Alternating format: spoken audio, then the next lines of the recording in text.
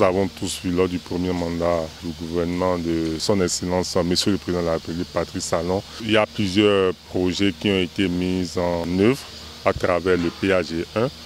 Des routes ont été asphaltées, et plusieurs secteurs se sont vus métamorphosés. On est à mi-parcours du second mandat où on a dépassé légèrement déjà la moitié du temps du second mandat.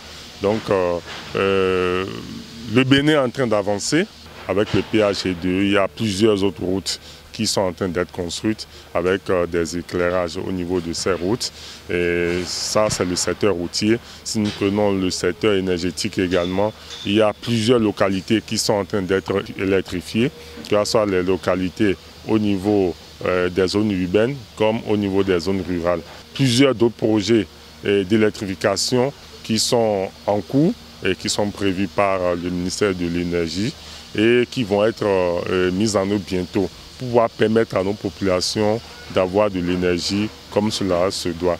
Donc, si nous prenons également les autres secteurs, le secteur de la santé, de l'agriculture, il y a plusieurs projets qui sont mis en place et qui vont commencer par être constatés d'ici là au niveau de nos départements ou au niveau de nos communes.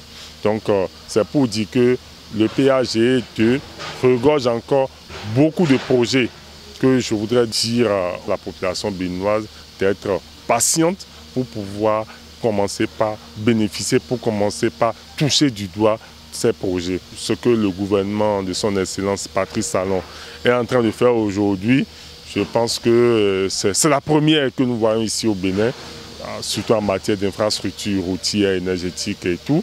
C'est la première que nous sommes en train de voir et nous encourageons ce gouvernement à aller de l'avant pour que le Bénin soit comme Rwanda, comme l'Afrique du Sud, comme d'autres pays émergents. Oui, dans la gestion au niveau de nos communes, vous savez, par le passé, la gestion administrative avait un problème parce que le maire il est politique.